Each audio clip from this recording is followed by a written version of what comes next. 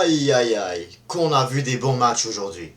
Salut à tous, aujourd'hui on se retrouve pour faire pour réagir en fait, pour faire un petit débrief sur les 4 matchs de Ligue des Champions barrage qu'on a vu aujourd'hui. En commençant par tout d'abord, savoir que on sait déjà que le Feyenoord, comme je l'ai bien dit, je l'ai dit, ça par contre je l'ai dit, le Feyenoord a bien sorti le Milan AC de Ligue des Champions, au San Siro en plus. Voilà, le Milan AC ont ouvert le score très tôt, bah, même si que quand même je me suis dit que le Milan AC, voilà, ils sont allaient peut-être finalement pouvoir faire quelque chose s'ils ouvrent aussitôt le score. Mais là, ils se sont fait vraiment prendre un but. Ils se sont vraiment fait prendre un but et que ça s'est terminé 1-1, pointage total, 2-1 pour Feyenoord. Et la qualif est bien pour les Hollandais de Oussama Tarralin. Incroyable, incroyable pour ce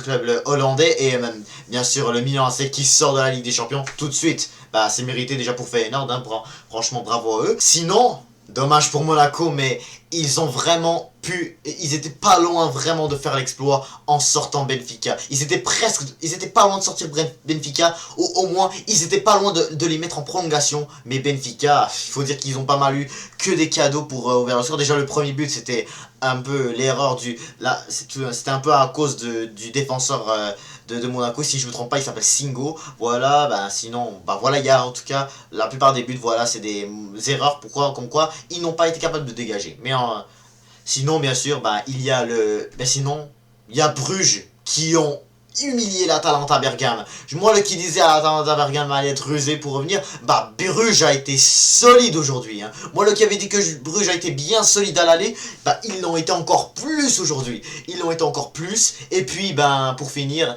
il reste que le Bayern se sont en sortie de justesse face à Celtic. Celtic qui gagnait 1-0 à l'Allianz Arena. Et là, ils se sont fait prendre une égalité en fin de match de Alphonso Davies, notre Canadien.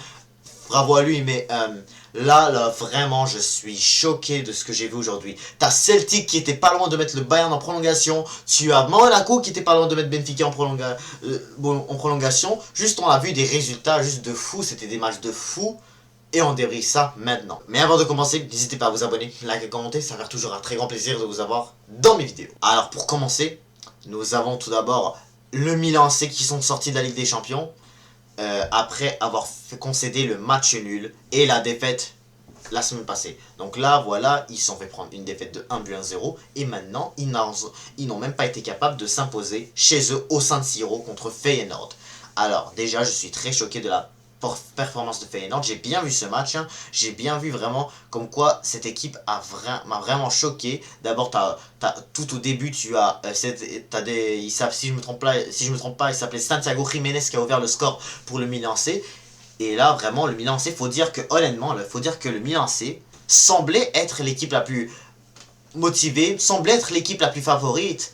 Mais d'un côté, tu avais quand même une équipe du Feyenoord, déjà qui avait un gardien extraordinaire. Et aussi il avait comme une défense un peu faible soi-disant, mais comme pas faible, c'est un peu un gros mot faible, mais quand même une défense qui a quand même fait de son mieux pour empêcher le Milan de marquer. Mais il faut dire qu'ils ont été un peu rapides. Quand tu penses à João Félix, à Rafael Leao, surtout Rafael Leao, et qu'il a été bon aujourd'hui, mais malheureusement c'était pas trop sa journée. Je me sens un peu mal pour ce joueur-là que vraiment à son temps-là, c'est sûr qu'il est encore jeune, hein, ce petit Portugais là, mais en tout cas, le Milan AC, il faut dire qu'ils ont fait vraiment une erreur très grave. Et je vais vous dire c'est quoi. En commençant par tout d'abord parler du carton rouge de Théo Hernandez. Le carton rouge de Théo Hernandez, c'était quoi ce carton rouge, sérieux là, Théo? Pour de vrai, j'étais choqué vraiment. Il a eu un carton rouge gratuit. Il a eu un carton rouge gratuit. Le gars, là, il ose vraiment. Déjà, il faut dire qu'aujourd'hui, dans ce match-là, le Théo Hernandez a vraiment été un peu trop, soi-disant, il a comme essayé un peu de le chercher au début, qu'on voyait des fois, il se bataillait, des fois il se faisait batailler, il cherchait des problèmes parfois avec les joueurs du Feyenoord, et là, de l'autre côté, bah tu as... de l'autre côté, bah maintenant il y a Théo Hernandez qui a eu ce carton rouge après un vieux cinéma de n'importe quoi. Le gars là, il est là, il ose vraiment tomber malgré le fait que le défenseur du Feyenoord n'a même pas rien fait du tout, mais littéralement qu'il a juste le ballon, il a toujours la balle dans ses pieds, oui, et là il ose vraiment terre par terre. C'est drôle, c'est n'importe quoi. Et là, il a eu un carton gratuit, et là, l'un des meilleurs joueurs de cette équipe de l'AC Milan a été expulsé. Et ben, ça a causé une élimination très grave. Je repense à l'année dernière en Europa League, c'était l'AS Roma qui avait sorti l'AC Milan. Maintenant, c'est un gros choc quand même, hein, parce que là, tout le monde s'attendait à ce que le Milan AC allait gagner. Tout le monde s'attendait à ce que le Milan AC allait mettre genre un 3-0, un 4-0, je sais pas, 4-1 environ. Malgré le match qu'ils ont fait quand même. Parce que je me suis dit que quand même, l'AC Milan avait quand même essayé lorsque j'ai vu le match aller là. Mais là, ils se sont fait vraiment avoir. Comme, ils sont tombés dans le piège. Des pièges parfois là, que j'aime pas avoir. C'est sûr que là, le seul, c'est clairement...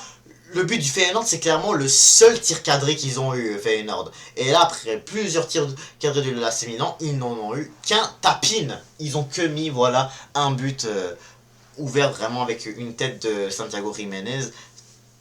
En tout cas, hard luck pour AC Milan, mais comme Feyenoord, félicitations. J'étais en tout cas hyper choqué. Ce club a vraiment fait l'impossible. Et là, je suis sûr que ça pourrait être un adversaire hyper compliqué pour les Gunners, même si que normalement, hein, on ne devrait pas avoir du mal face à cette équipe-là. Mais ça reste à venir. Hein. Ça reste à venir. Surtout que vraiment les Hollandais, souvent les Hollandais, on n'a pas vraiment du mal avec eux. Mais le Feyenoord, faut faire attention pour pas faire la même chose que le Milan AC. Ensuite, victoire de Bruges. 3-1 contre l'Atalanta Bergame. Moi, qui disais que l'Atalanta était quand même une équipe rusée. Vraiment chiante à affronter. Hein. Et là, elle s'est fait prendre une raclée par Bruges. Şemsdin Talbi, qui es-tu? Je suis là, le Marocain qui te parle. T'es un ailier incroyable. Tu as mis un doublé en 30 minutes et pour clairement donner la chance à cette équipe de Bruges de sortir les champions d'Europe de la Ligue des Champions. C'est incroyable. Et là, ils ont clairement... Et là, même à ça, là, tu vois que les deux clubs italiens, l'Atalanta et l'AC Milan aujourd'hui, se font sortir de la Ligue des Champions presque de la même manière. La seule différence en fait, c'est que tout simplement, il y a eu plusieurs buts du côté de l'Atalanta. Mais littéralement, l'Atalanta ont eu plein d'occasions. L'Atalanta ont eu même un penalty. Ils ont eu même un penalty, ils l'ont loupé. Incroyable. Et là, quand tu vois, Bruges, ils ont réussi à mettre un énorme score. Ça finit 3-1.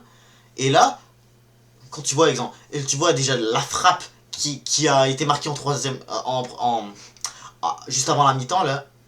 Incroyable. Vraiment, la première mi-temps de l'Atalanta était catastrophique.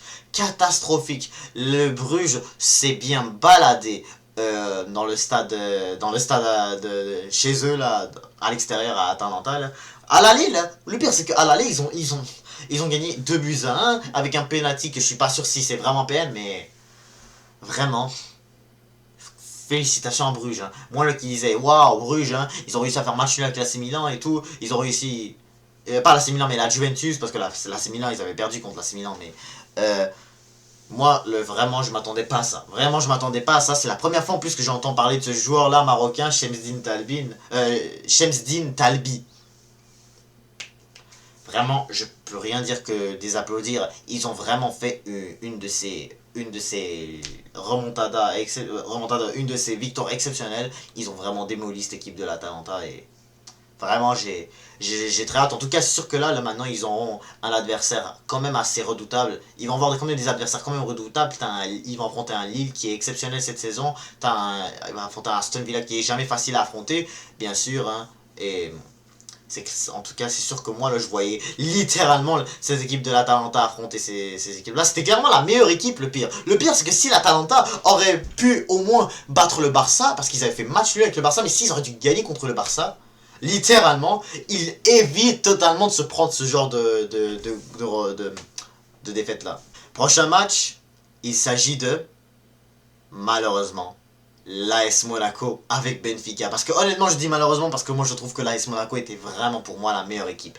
Elle était pour moi la meilleure équipe. L'AS Monaco qui s'est fait un peu voler au match aller et Il s'est fait vraiment voler avec ce vieux carton rouge. C'était passé quoi? Je savais vraiment pas c'est quoi ça. Et mais même malgré que ce match aller, il fallait quand même pas qu'il jouait de cette manière-là. Il faut dire que Benfica a quand même dominé Monaco au match aller.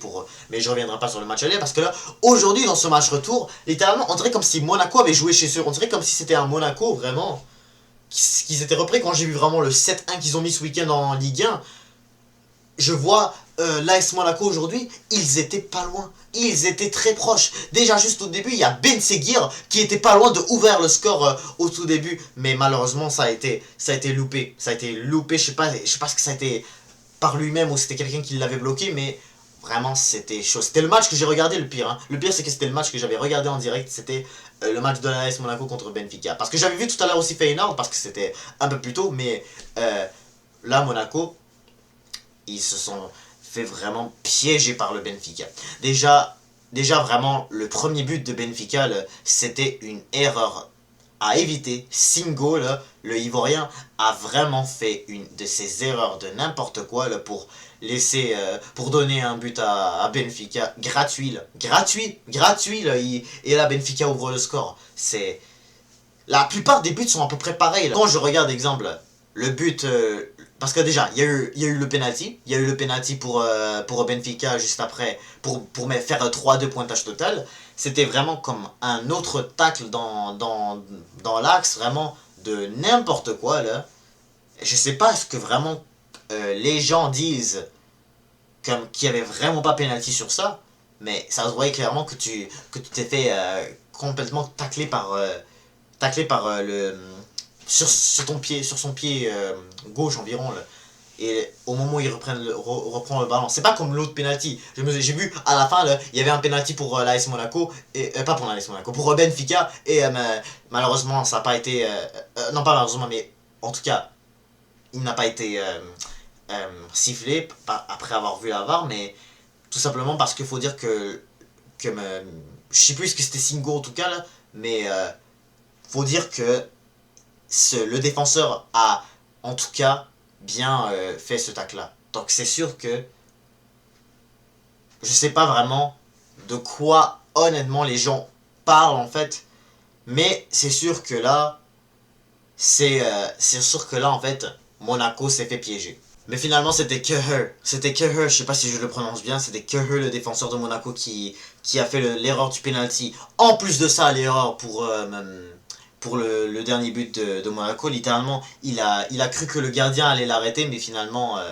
il y avait l'attaquant du Benfica qui a passé pour la mettre là. Il s'appelle Kokchul, je sais pas si je le prononce bien, mais en tout cas c'est lui qui a mis le troisième but pour Monaco, le quatrième but pointage total pour qualifier Benfica et sortir Monaco. Moi là j'étais sûr en tout cas que Monaco allait pas passer, mais comme pas de cette manière-là. Là. Je me suis dit que Monaco, comme après ce que j'ai vu au match aller, je me suis dit, Monaco, désolé là, mais comme ils allaient pas pouvoir faire grand-chose face à cette équipe de Benfica qui joue quand même bien à domicile, mais là, ils auraient pu clairement faire quelque chose. Hein. Surtout la première mi-temps. Le pire, c'est que la première mi-temps, elle était super bonne pour Monaco. Elle était super bonne, mais malheureusement, elle a comme été perturbée, comme... Elle a été comme mal faite. Mal faite. Vraiment, enfin mal faite. C'est sûr que c'est un gros mot, mais comme... ils étaient comme pas si concentrés que ça. Là, il y avait... là, il y avait clairement un but de... Vraiment, ils ont pu vraiment se reprendre un peu avec le but de Minamino. Voilà, pour au moins espérer être au moins de un but avant la mi-temps. Mais là, ils avaient littéralement la chance de pouvoir mettre une égalisation. Mais malheureusement, leur attaquant, Mbolo, le Suisse, a malheureusement loupé cette grosse occasion. Beaucoup de personnes n'en veulent pas à Monaco. À Mbolo, là. À Mbolo, là. Beaucoup de personnes n'en veulent pas à ça.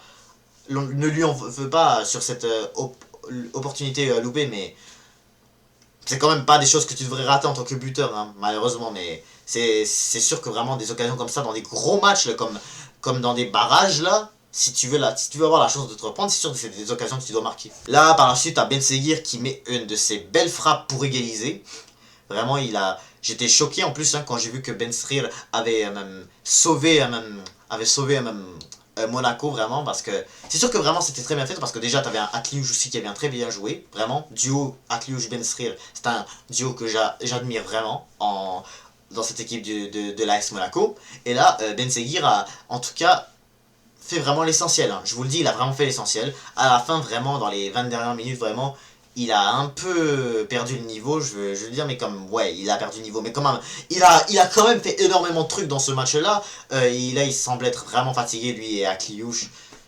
Deuxième mi-temps, là, je peux comprendre, ils étaient un peu fatigués, mais comme là, la première mi-temps, t'avais de la chance, t'avais quand même de la chance pour marquer. Il y avait une fois une occasion sur la barre et tout. Il y avait une autre occasion, mais comme qui a été super bien arrêtée par le gardien du Benfica. Et là, juste après le penalty, malheureusement, bah, il y a eu, malheureusement après ce penalty-là, bah, il y a eu ce but il y a eu ce but pour égaliser, là, pour faire 3-3 pointage total, là. Ça aurait fait 3-2 dans le vrai score, là, mais comme là, il y a eu ce but de, comment ça s'appelle, de Ileni Krena, je sais pas si je prononce bien, mais comme, là, il a égalisé pour, il a réussi à quand même égaliser pour Monaco. Je me suis dit que quand même Monaco ne sont pas morts un peu quand j'ai vu ça, mais en tout cas, c'est sûr que vraiment avec les erreurs qu'ils ont fait, ça aurait été vraiment comme des buts victorieux très importants.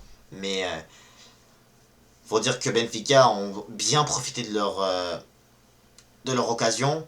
Et avec ça, vraiment, ils ont pu permettre de se prendre des billets pour les huitièmes de finale. Dommage pour Monaco, hein, parce que pour de vrai, leur parcours était vraiment bon. Tu bats le Barça, tu commences la saison en battant le Barça, et ensuite vraiment tu arrives à détruire le Red Star et faire toutes sortes de bons matchs. En janvier, tu bats Aston Villa, clairement. Je me suis dit, après votre victoire contre Aston Villa, que vous êtes peut-être réveillé, mais après ça, là, voilà, juste avant ça, ils se font détruire contre nous, ils se font détruire par les Inter Milan. Et là, vraiment, ils tombent sur le Benfica, qui l'auront bien prévenu au mois de novembre déjà, pour commencer. Donc, c'est là où vraiment, c'est là où que vraiment, c'est des matchs pièges. C'est vraiment des matchs pièges. Et malheureusement, Monaco s'est fait piéger. Et pour finir, nous avons le match entre le Bayern Munich et Celtic. Quel dommage pour Celtic. Quel dommage. Vraiment, déjà pour commencer, vraiment, malheureusement, à l'aller, lorsqu'ils étaient à domicile, ils ont perdu 2 buts à domicile, vraiment, ce qui est vraiment dommage pour cette équipe de Celtic. Littéralement, ils avaient beaucoup de chances de pouvoir au moins aller chercher un nul à domicile face à une équipe du Bayern vraiment qui était pas loin de se faire peur par cette équipe écossaise. Mais là, déjà, ils ont eu ce... Déjà, Celtic, en tout cas, ont eu aussi énormément d'occasions pour mener au score déjà à l'Allianz Arena aujourd'hui. Et ensuite déjà, ils étaient même pas loin d'aller mettre le Celtic face au Bayern Munich. C'était pas loin d'être un match prolongation. J'avais très hâte même de changer ce match-là et de partir du match de l'AS Monaco contre Benfica et mettre ça en prolongation. Mais là déjà, il y a le but d'Alphonso Davies à la toute fin.